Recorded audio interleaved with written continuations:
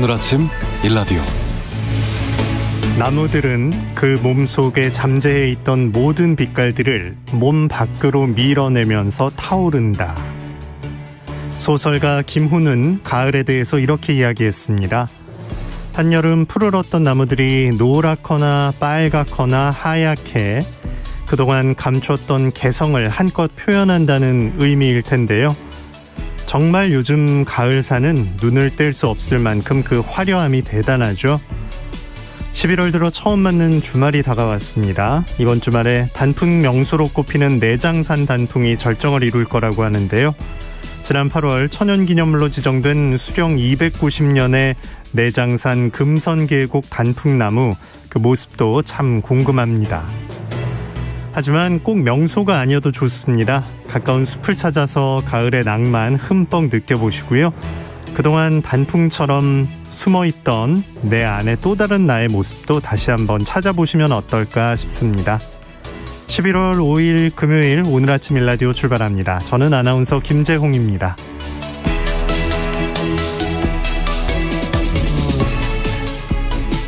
금요일은 새농퀴 당첨자 발표가 있는 날입니다. 이번 주 정답과 선물 받으실 분들을 지금 바로 알려드립니다.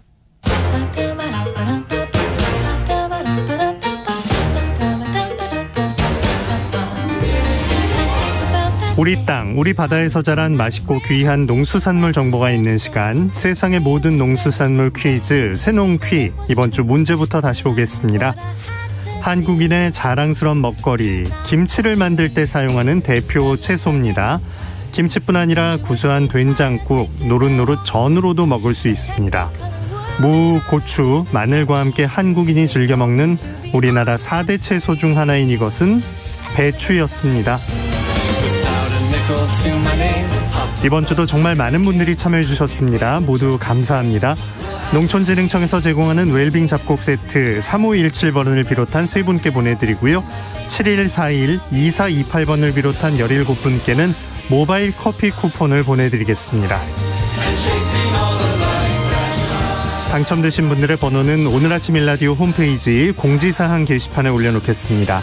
개별적으로 연락드리고 있으니까요. 기다려주시기 바랍니다. 우리 농수산물에 대한 다양한 정보가 있는 시간, 세상의 모든 농수산물 퀴즈 새농퀴. 다음 주에도 풍성한 선물과 함께 돌아오겠습니다.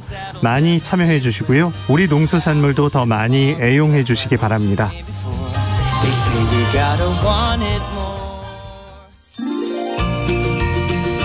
유익한 정보와 살아있는 이야기가 있습니다. KBS 오늘 아침 일라디오.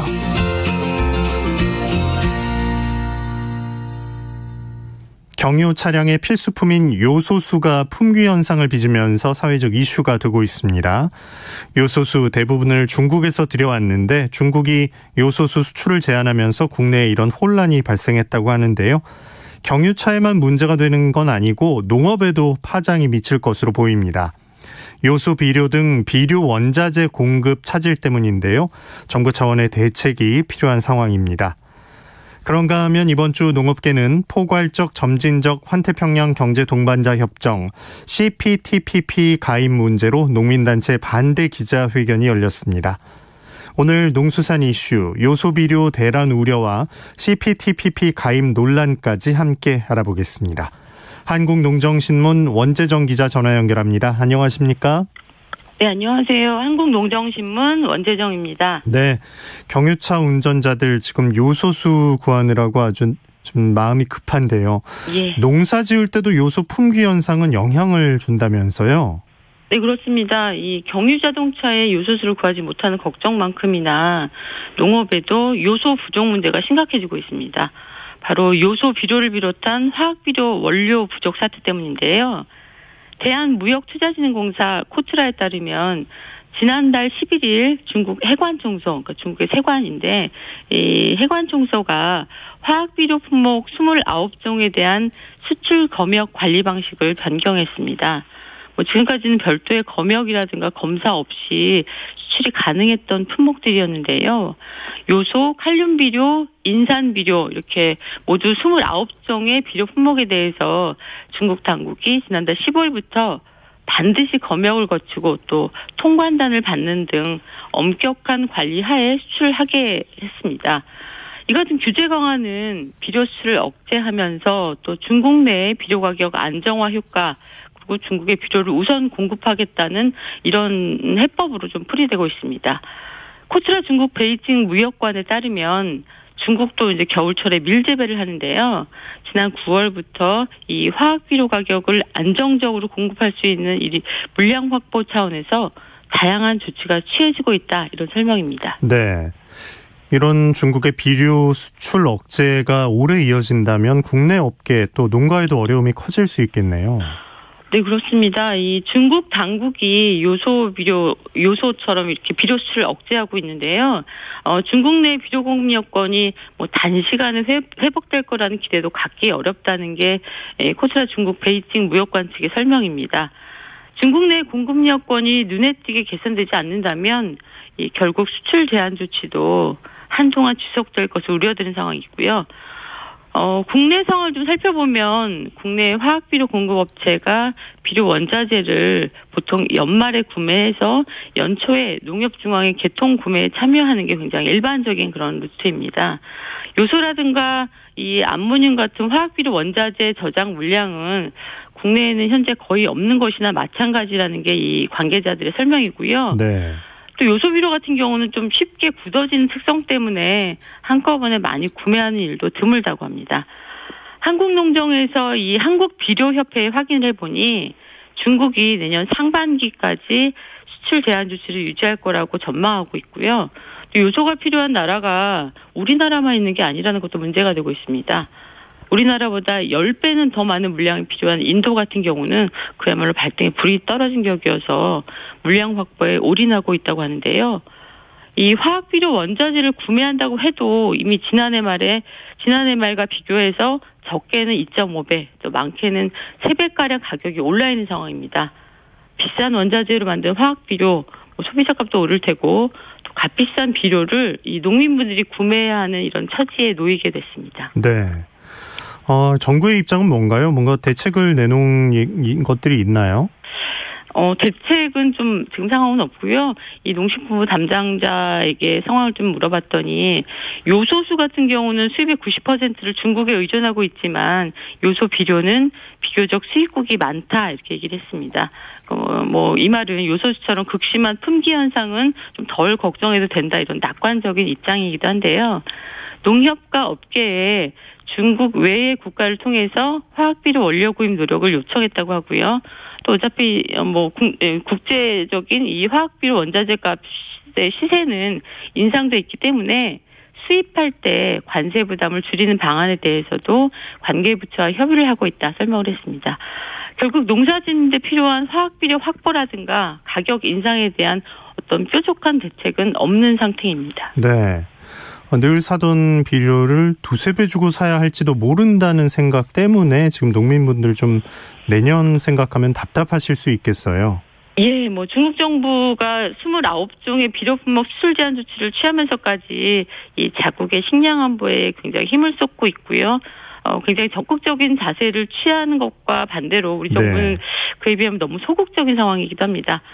전국 농민의 총연맹은 어제 4일 요소수 문제를 비롯한 비료 원료 수급 차질 우려에 대한 비판 성명을 발표했습니다.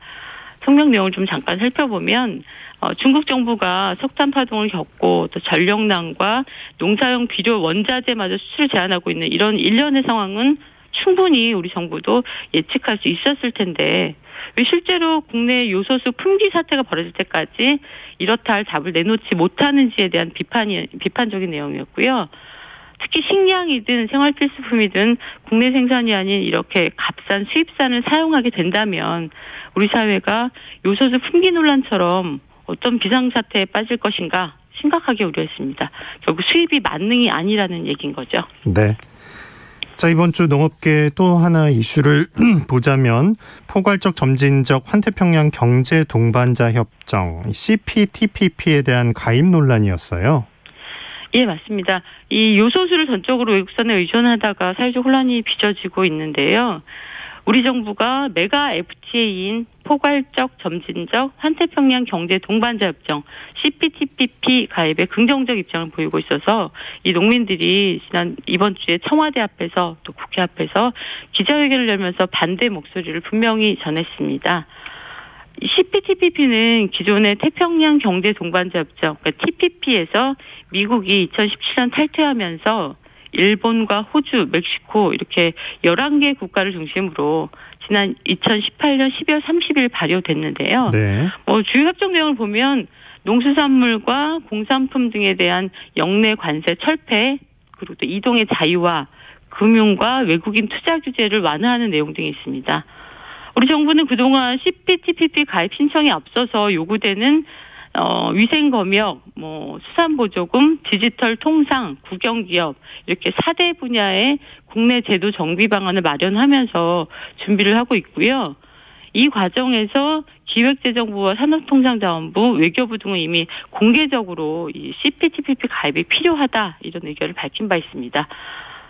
그에 비하면 피해가 명확한 농림축산식품부와 해양수산부는 상대적으로 신중한 입장입니다. 예. 정부 내에서도 입장이 조금 갈리는 것 같은데 예. 여기에 가입하는 것과 관련해서 농민단체가 걱정하는 점은 어떤 겁니까?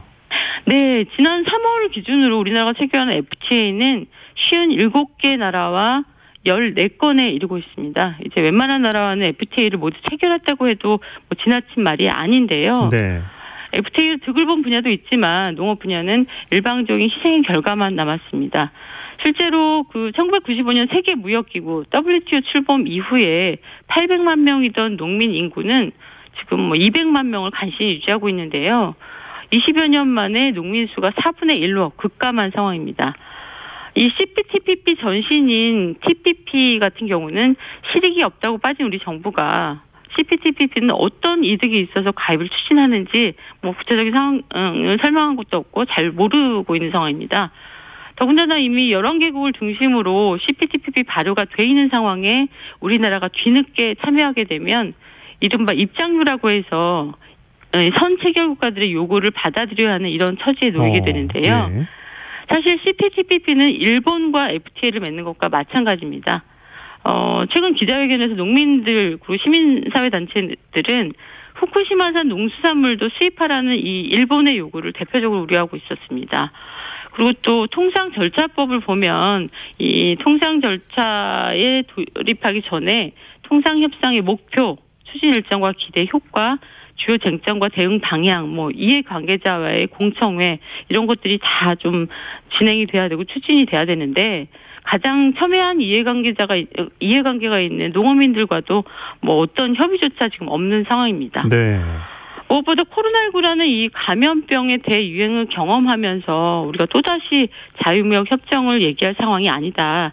지금 현재는 우리 농업의 회생 대책을 시급히 마련해야 할 때다. 이렇게 말씀드리고 싶습니다. 네. 농수산 이슈 한국농정신문 원재정 기자였습니다. 고맙습니다. 네, 고맙습니다.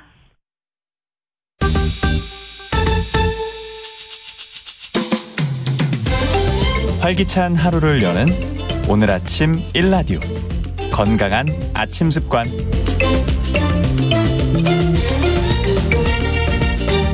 안녕하세요. 오늘 아침 힐링타임. 저는 필라테스 하는 방송인 양정원입니다. 잘못된 자세나 스트레스로 목에 통증이 있는 분들께 특히 좋은 목 좌우 스트레칭. 함께 해보실까요? 가장 기본적인 동작이지만 목, 어깨 근육 뭉침을 풀어주고 유연하게 해주는 동작입니다. 자, 먼저 머리를 오른쪽으로 지그시 기울여주세요. 손이 자유로우신 분은 오른손으로 머리 반대쪽을 감싸고 오른쪽으로 당기듯이 지그시 눌러주세요. 이때 왼쪽 어깨가 따라 올라가지 않게 주의해주세요. 하나, 둘, 셋, 넷, 다섯. 이때 귀가 어깨에 닿는 느낌으로 쭉 늘려주세요. 자, 이제 왼쪽으로도 천천히 머리를 기울여 목을 늘려볼게요. 하나, 둘, 셋, 넷, 다섯. 가능하시면 좌우 5초간 3회씩 반복해주세요. 오늘도 여러분의 건강한 하루를 응원합니다. 저는 양필라 양정원이었습니다.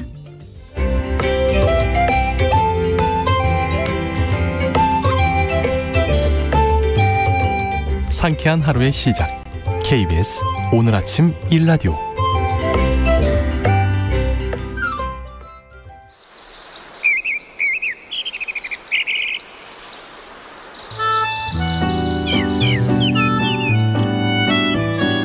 숲으로 가는 길.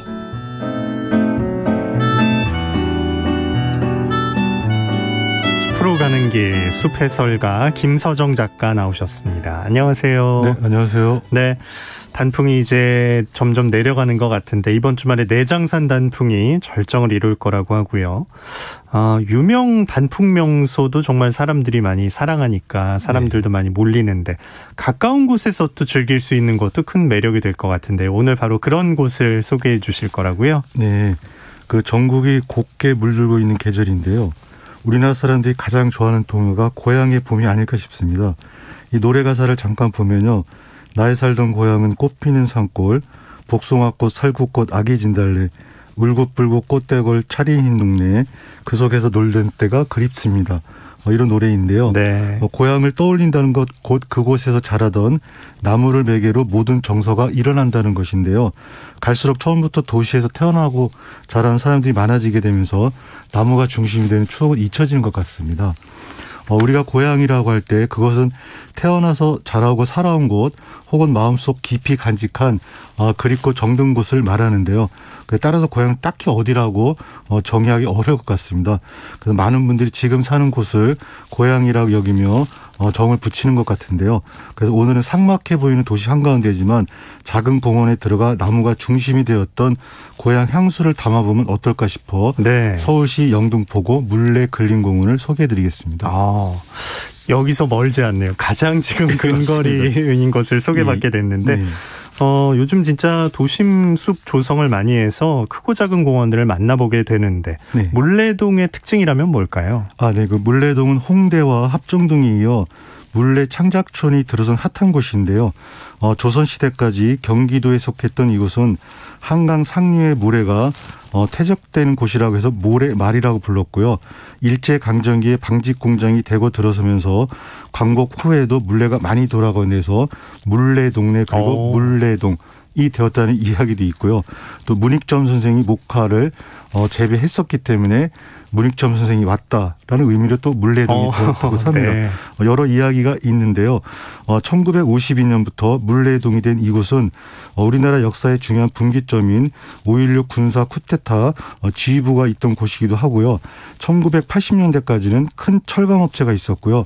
이후 지금은 소규모 철강업소만 과거 모습을 보여주고 있습니다. 네. 현재는 아파트가 대거 들어서면서 주거지로 많이 바뀌어 있습니다.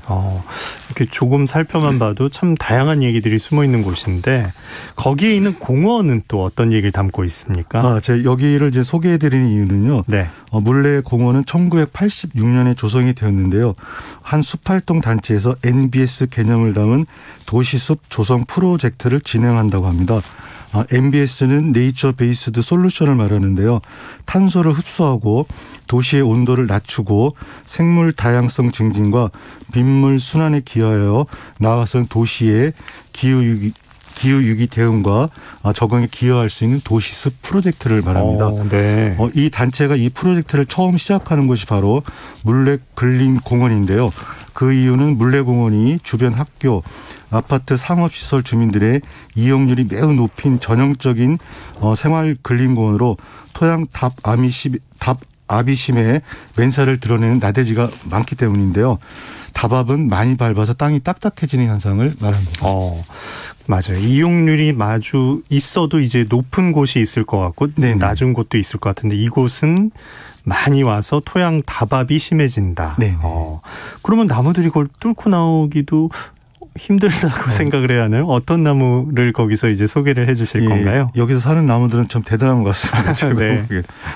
제가 소개해드릴 나무는 살구나무인데요. 물레공원은 2호선 물레역에서 내리셔가지고 1번 출구로 나가면 바로 연결이 됩니다. 거기 가로수는 키가 큰 플라타나스인데요. 일정 간격으로 하늘 높이 자란 질서정연한 모습이 상당히 아름답습니다. 도시숲 프로젝트를 진행하는 단체 자료를 보면요. 이 일대는 대기 오염 물질 배출원이 많은 반면 어린이집 같은 미세먼지 취약계층 시설도 많아서 2020년에 미세먼지 집중관리 구역으로 지정된 곳이라고 합니다. 예. 물레공원은 156종의 식물과 22종의 곤충, 6종의 새, 그리고 길고양이가 살고 있다는 내용도 있었는데요. 네. 토양 조사에서 확인한 것은 토양 경도, 그러니까 딱딱한 정도가 31mm로 다밥이 매우 심각한 것으로 나타났다고 합니다. 그래서 이제 지금 잘 살아가고 있는 나무들이 굉장히 귀하게 다가왔고요. 그 가운데 고향 정서가 가득 담긴 살구나무들이 눈에 많이 들어서 살구나무를 소개해드리겠습니다. 네. 처음에 고향에 보면 가사만 들어도 진짜 정겨운 느낌이 이렇게 마음속에 차오르는데 네. 지금은 가보면 꽃도 없고 열매도 없는데 이 나무가 살구나무다 어떻게 알아볼 수 있나요? 예, 좀 어려웠는데요. 우리가 그 소나무를 금방 알아볼 수 있는 거는 소나무가 늘 푸르다는 특징과 그 거북이 등처럼 갈라지는 특징을 맞아요. 가지고 있기도 예. 하지만 주위에서 늘 보기 때문에 사실 단번에 알아볼 수가 있습니다. 하지만 나무 동종은 늘 어려운데요. 제가 사는 아파트 화단에 살구나무가 있습니다. 늘 보며 지나다니지만 다른 곳에 가면 사실 바로 알아보기는 어렵습니다. 네. 그래서 이 숲해설가들 사이에는 유치수목학이라는 말이 있는데요. 나무 생김새로 나무를 알아보는 게 아니라 한번 알아둔 나무 늘 그곳에 있으니까 그 나무로 바로 인식을 한다는 것입니다. 네. 그래서 저도 그것이 처음이라 잠시 헷갈렸는데요. 자주 본 살구나무 숲이와 비슷하게 보였던 점. 그러니까 회갈색을 띠면서 세로로 불규칙하게 갈라지는 패턴을 보면서 느낌으로 살구나무라는 생각을 하게 되었습니다. 네. 이게 자주 본 나무는 이제 그 자리와 느낌으로 안다는 것. 네. 이게 진짜 처음에 말씀하신 그 고향과 또 연관이 되면서 나무를 알아볼 수 있는 방법이라고 생각이 드네요. 살구나무, 어디까지 자라죠, 보통? 보통 살구나무는 5에서 12m까지 자라는데요. 말씀을 드리면은 살구나무는 중국 원산으로 장미과에 속합니다. 예. 전국 어디서든 잘 자라고요. 봄이 되면 많은 분들이 매화와 살구꽃 구분을 어려워하십니다. 맞아요. 그래서 이를 알려면은 꽃의 뒤를 봐야 됩니다. 매화는 꽃받침과 꽃잎이 밀착되어 있고요. 살구나무는 꽃받침이 뒤집어져 있습니다. 그리고 매실잎은 가장자리 톱니가 규칙적이면서 가늘고 진한 녹색을 띠고 있고요. 살구잎은 가장자리 톱니가 불규칙적이고 두꺼우며 연한 녹색을 띠고 있습니다. 네. 그래서 봄에 피는 장미과 식물들은 꽃잎이 거의 모두 5장이고 크기도 색도 비슷해서 구분이 그 꽃이 그 꽃처럼 보이는데요. 또 열매도 또 비슷해서 구분이 어렵습니다. 매실과 살구가 역시 대표적인 건데요. 매실은 점액성이라 열매와 열매 껍질이 잘 분리되지 않고요. 살구는 이액성이라 깨끗하게 분리되는 성질을 가지고 있습니다. 네네. 그러니까 열매에서 씨를 분리해봐야만 매실이냐 살구냐 알 수가 있습니다. 네. 이게 좀 늘 계절마다 이렇게 살펴볼 수 있는 방법들 들어봤는데 물레공원의 살구나무는 어떤 모습이었습니까? 예, 가을이라서 화려한 꽃도 황색으로 익은 열매도 없었지만요. 제가 봤을 때 제 눈길을 끈 것은 나무 밑동에서 혹처럼 붉어진 검은색 줄기와 가지를 뻗고 있는 유적 줄기에서 군데군데 주먹손처럼 튀어나온 모습이었는데요. 네. 조경소 관리지식이라는 책을 보면요. 줄기에 상처가 생기거나 가지가 부러지거나 전정을 하면 병균이나 해충이 침입하게 된다. 장수하는 수종들은 새살을 만들어 상처를 유압조직으로 감싸는 능력이 다른 수종들보다 더 크다. 일단 상처를 통해 들어간 부후 곰팡이는 줄기를 통해 사방으로 퍼져나가는데 이러한 곰팡이 확산을 막기 위해 부패 부위를 가둬놓는 구획화 능력이 다른 수종들보다 크다. 라는 글이 있는데요. 네. 이 말은 나무가 상처 부위를 철저히 격리시키기 위해서 진화시킨 메커니즘입니다. 사람들은 아프면 도움을 받아 치료를 받지만은 나무들은 스스로 치유할 수 있는 힘을 갖고 있습니다. 그 부분을 딱 격리를 해버리는 거군요. 네, 그렇습니다. 참 이렇게 누가 도와주지 않는 상황에서 살아가야 하는 나무들. 그래도 이제 오래오래 잘 살아가는 것 같은데 네. 이런 과정이 있었네요. 예, 맞습니다. 그래서 나무는 사람의 심장, 폐, 콩팥, 간과 같이 나이를 먹으면서 기능이 떨어지는 기간이 없기 때문에 진정한 수명이 없다 이렇게 말씀을 드릴 수 있고요. 대신 매년 새싹이 돋고 쓰러지지 않으면 수천 년을 살 수 있기 때문에 원줄기가 죽더라도 밑동이나 뿌리에서 새 줄기가 나와 다시 자라기 때문에 1만 년 이상을 살 수가 있다고 합니다. 가을에 낙엽이 지면서 얼핏 칙칙해 보일 수 있는 겨울나무가 음산해 보이기도 하지만요. 봄에 다시 꽃을 피우고 잎을 내는 나무의 순환한 삶을 간직하고 사시면 이 다가오는 추운 계절이 마냥 춥지만은 않을 것 같습니다. 네. 이렇게 쭉 뻗은 게 아니라 울퉁불퉁한 곳을 보면서도 여기가 이제 균이 들어왔는데 그거를 네. 자기가 막아낸 거구나 이렇게 생각을 해야겠네요. 네네. 진짜 나무를 보면서 정말 이런저런 생각들을 많이 하게 됩니다. 추워도 그건 마찬가지일 것 같고요. 네. 다른 건 또 뭘 보고 오셨나요? 예, 물레역에서 물레공원으로 들어가 가로로 조금만 걸었는데도 작은 도로가 나왔습니다. 건너편을 보니까 초등학교가 보였고요. 아마 운동장에서 공을 차면 밖으로 나오지 못하도록 높은 철조망 울타리가 또 보였는데요. 네. 다가가서 보니까 초록색 이파리에 역시 초록색의 풍선 모양을 하고 있는 식물이 있었습니다. 우리가 주변에서 자주 볼 수 있는 풍선 덩굴인데요. 예. 제가 갔을 때는 마침 하얀 꽃까지 볼 수 있어 전체 모습이 황홀했습니다. 이 풍선 덩굴은 열대나 아열대에서는 여러 해살이 풀, 우리나라 같은 온대에서는 한 해살이 풀입니다. 그런데 독특하게도 풍선 덩굴은 풀인데요. 나무로 분류가 됩니다. 무환자 나무과에 속하는 유일한 풀인데요. 이는 식물 분류학의 분야이기도 하지만 그래서 덩굴 식물은 대나무처럼 목본이냐 초본이냐 그 구분이 애매한 경우가 상당히 많습니다. 네. 이를 지금 사는 곳이 고향이냐 어린 시절 추억이 있는 곳이 고향이냐라는 사람들의 문제와 연결시켜보면 가장 중요한 것은 분류가 아니라 자기 치유를 하는 나무들처럼 열심히 지금의 환경에서 잘 살아가는 모습이 중요할 것 같습니다. 예. 참 초등학교 울타리에서 살아가는 풍선 덩굴을 보면서 그런 생각을 하신 건데 네. 이름에 풍선이 들어가네요. 어떤 특징이 있습니까? 네, 풍선 덩굴의 학명이 카르디오스 페루문 할리카카품 린네인데요. 이 성명 카르디오스 페루문은 심장을 뜻하는 하트와 씨를 뜻하는 시드의 합성어입니다. 그러니까 검은색 바탕에 흰색 하트가 그려진 종자를 말하는데요.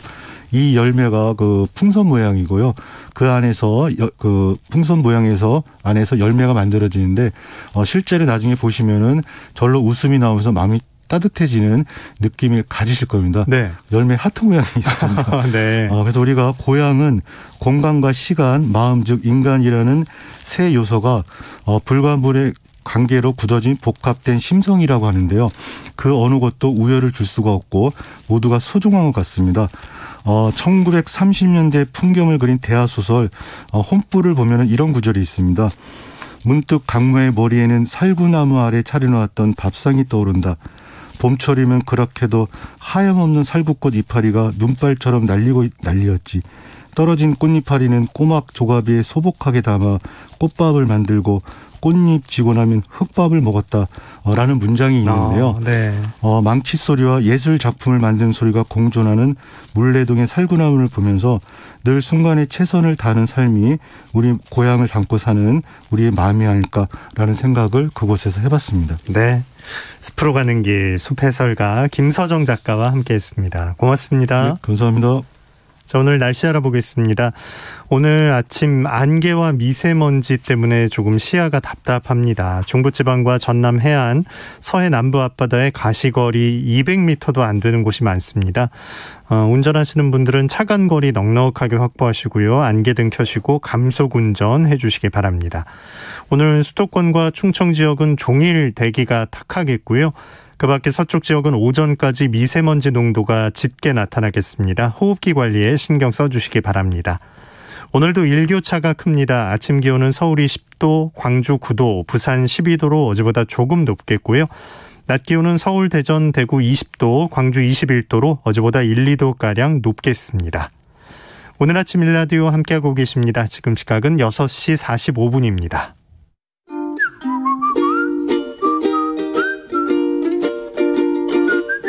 오늘 아침 일라디오 김재용 아나운서의 진행으로 듣고 계십니다.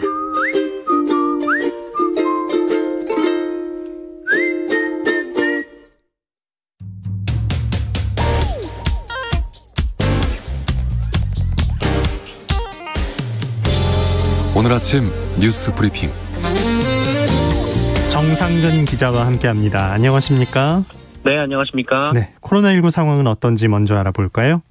네, 어제 코로나19 신규 확진자 수가 2,482명이 나왔습니다. 전날보다는 180여 명 정도 줄어들었습니다만, 지난주 목요일에 발표된 신규 확진자 수에 비하면 한 370여 명 정도가 많습니다. 그런데 이 사망자 수가 10개월 만에 가장 많이 나왔습니다. 어제 하루 코로나19로 인해 무려 지난 수요일에 이 코로나19로 인해 무려 24분이나 돌아가셨는데요. 지난 1월 12일 3차 대유행이 정점이었을 때 이후 사망자 수가 가장 많았습니다. 네. 위중증 환자 수는 365명으로 그 전날보다 13명 줄어들었고요. 오늘은 어제보다 적을 것으로 예상이 되지만 그래도 오늘도 2,000명이 넘는 확진자가 예상이 되고 있습니다. 네. 자, 오늘 국민의힘의 대선 후보가 결정된다고요? 네, 이 국민의힘 대선 후보가 누가 될지 오늘 오후에 결정이 됩니다. 어제까지 치러진 국민의힘 대선 후보 경선 투표는 당원 투표와 국민 여론조사가 각각 50%씩 반영이 되는데요. 윤석열 후보 측은 당원 투표에서의 압도적인 우위를 바탕으로 홍준표 후보를 10%포인트 이상 따돌렸다라고 자신했고, 반면 홍준표 후보 측은 국민 여론조사에서 10%포인트 정도 앞서고 있다면서 결국 5%포인트 넘는 차이로 승리할 것이다라고 자신했습니다. 유승민 후보와 원희룡 후보도 민주당 이재명 후보를 꺾을 수 있는 사람은 본인뿐이라면서 승리를 자신하고 있습니다. 한편 국민의힘 당원 투표는 36만 3천여 명이 투표에 참여해서 이 최종 투표율이 63.89%로 집계가 됐습니다. 국민의힘 전당대회는 오늘 오후 2시 서울 백범기념관에서 열립니다. 네. 민주당의 이재명 대선 후보는 연일 재난지원금 얘기를 하고 있네요. 네, 이재명 후보가 추진 중인 전국민 재난지원금 지급에 대해 정부도 예산 문제로 난색을 표하고 또 국민의힘은 국가부채의 증가를 들어서 반박을 하고 있는데요.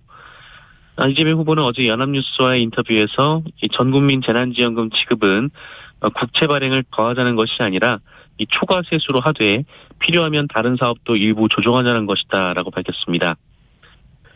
올해 정부는 예상보다 최소 15조 원에서 최대 50조 원에 이르는 초과 세수가 더 거칠 것으로 예상하고 있는데요. 이재명 후보는 초과 세수는 국민 고통의 3분이기 때문에 국민 고통을 줄여주는데 사용돼야 한다라고 말했습니다. 또한 김부겸 국무총리가 전국민 재난지원금에 이견을 보인 것에 대해서는 이 정책에 대한 의견은 다를 수 있다라면서 다른 입장도 이해하지만 설득하고 타협하면서 방법을 찾아 나갈 것이다라고 밝히기도 했습니다. 네. 자, 유동규 전 성남도시개발공사 본부장 통화 내역을 보니까 그 시점에 좀 논란될 부분이 있었다고요?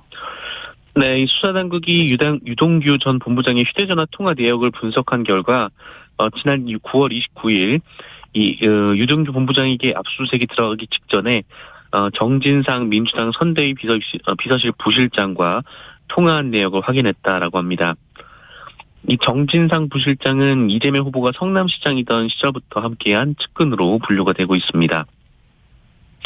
이 두 사람이 통화한 날은 유동규 씨가 이 검찰 수사관들이 주거지에 들어오기 전에 휴대전화를 창문으로 집어 던졌던 폐기를 시도했던 그날입니다. 네. 하지만 정진상 부실장은 이 수사기관이 범죄 사실과 관련 없는 내용을 언론에 흘려서 흠집내려 하고 있다라고 반발하면서 유동규 씨 관련 의혹에 직접 확인하고자 전화를 했으며 충실히 수사에 임할 것을 당부했다라고 밝혔습니다. 한편 이재명 후보는 언론 인터뷰에서 이 두 사람의 통화 사실을 나중에 들었다라고 밝히기도 했습니다. 네. 자, 문재인 대통령은 헝가리 대통령과 정상회담을 했어요. 네, 헝가리를 국빈 방문 중인 문재인 대통령이 현지 시간으로 3일 오전 헝가리 부다페스트에서 아데리아노시 헝가리 대통령과 정상회담을 했습니다. 양국은 정상회담 결과 이 두 나라 관계를 전략적 동반자 관계로 격상하고 이 분야별 실질 협력을 제고하기 위한 방안을 논의했다라고 밝혔습니다. 문재인 대통령은 특히 양국의 경제적 협력을 더욱 강화하기로 했다라면서 전기차, 배터리 등 미래 유망 산업에서 양국의 교역이 확대되도록 함께 노력할 것이다라고 밝혔습니다. 참고로 헝가리에는 삼성 SDI와 SK 이노베이션 등 우리 전기차 배터리 기업들의 생산 공장이 위치해 있습니다. 또한 양국은 과학기술 협력을 더욱 긴밀히 추진하기로 했고요. 국제사회의 기후 환경 노력에 기여할 수 있도록 긴밀히 협력하기로 했다라고 밝혔습니다. 그리고 아데르 헝가리 대통령은 한반도 비핵화와 평화 프로세스에 대해 지지를 보내기도 했습니다. 네. 자, 요소수 문제 지금 정말 좀 심각한데 정부가 산업용 일부를 차량용으로 돌릴 모양이에요. 네, 중국발 요소수 품귀 현상으로 물류대란 우려가 고조되는 가운데 이 정부가 차량용으로 전환될 가능성이 있는 이 산업용 요소수에 대한 현황 파악을 마친 것으로 확인됐습니다. 정부는 환경부 기술 검토를 마치는 대로 이르면 다음 주부터 이 산업용 요소수를 차량용으로 공급할 것으로 보입니다. 이 산업용 요소수도 재고가 많지는 않지만 그래도 약간의 여유는 있는 정도라고 하는데요. 다만 산업용이 워낙 용도가 다양하기 때문에 이를 모두 차량용으로 쓸 수 없는 상황이기도 하고 또 문제는 이 산업용 요소수가 맞다고 하더라도 이 미세먼지를 저감을 위해 반드시 필요한데 이것을 차량용으로 돌린다면 정작 산업 현장에서 요소수가 부족해질 수 있다라는 겁니다. 네. 결국 아랫돌 빼서 윗돌 된다라는 건데요. 일단 산업부는 산업용 요소수를 차량용으로 제공할 경우 이 산업 분야의 대기 배출 규제를 완화하는 방안 등도 환경부와 협의할 예정입니다. 네. 자, 여자친구를 폭행해서 숨지게 한 남자에 대한 재판이 시작됐다고요? 네, 그 여자친구인 25살 고 황혜진 씨를 폭행해서 숨지게 한 30대 남성이 어제 첫 재판을 받았습니다. 이 남성 이모 씨는 지난 7월 25일 서울 마포구의 한 오피스텔에서 여자친구인 25살 황예진 씨와 말다툼을 벌이다가 머리 등을 수차례 폭행했습니다. 그리고 이후 의식을 잃은 황예진 씨는 병원으로 옮겨졌지만 지난 8월 17일 숨졌습니다. 검찰은 이 씨가 피해자와 말다툼을 벌이다가 피해자를 세게 밀어 머리와 복부 등에 이 심한 충격을 받게 했고 이후 피해자가 의식을 잃고 쓰러졌는데도 몸 위에 올라타서 아래로 누르는 방식으로 폭행을 이어갔다라고 밝혔습니다. 이후에 피해자가 정신을 차렸는데 그래도 폭행이 지속됐고 결국 피해자는 다시 의식을 잃은 채 방치가 됐다고 검찰은 설명했습니다. 이모 씨는 공소 사실을 인정했습니다. 이모 씨의 변호인은 피해자 측에게 얼마든지 100번 사과할 의향이 있다라고 했고요. 합의할 의사가 있지만 피해자 유족의 인적 사항도 모르고 접근이 어려워 시도하지 못했다라고 주장했습니다. 네. 빈 공장과 창고에 폐기물을 무단으로 버린 조폭 일당이 검거됐군요. 네, 이 전국 곳곳에 있는 빈 공장 건물 등을 빌려서 이 폐기물을 무단으로 투기한 뒤 잠적하는 수법으로 이 수십억 원을 챙긴 조직폭력배 등 일당이 경찰에 붙잡혔습니다. 경기남부경찰청은 폐기물관리법 위반 등 혐의로 안성 지역의 모 폭력조직 소속 50대 A씨 등 이 조직폭력배 5명을 구속하고요. 이 폐기물 재활용 업체 대표 40대 B씨 등 59명을 같은 혐의로 불구속 입건했습니다.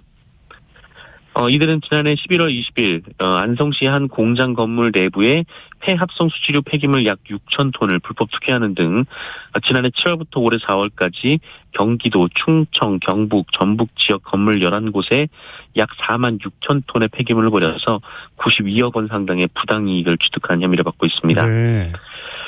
이들은 빌린 건물의 보증금의 일부만 그 계약금으로 지불을 한 뒤에 이 잔금 또는 월세 지급일이 되기 전에 폐기물을 무더기로 투기하고 달아나는 것으로 드러났는데요. 이들이 버린 폐기물들이 현재까지도 창고에 쌓여 있어서 그 악취와 분진, 이 침출수에 의한 오염 등 주변에 다양한 문제를 발생시키고 있는 상황입니다. 네. 자, 끝으로 넷플릭스 부사장이 방한했다고 하는데 이 얘기 나눠볼까요? 네, 이 망사용료 문제 때문에 주목을 받고 있습니다. 최근 국내에서 망사용료 지급 의무화 법안이 추진되면서 전 세계적인 관심을 받고 있는데요.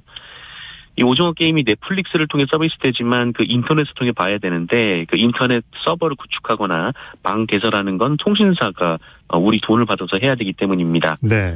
하지만 넷플릭스는 안 낸다는 입장을 유지하고 있는데요.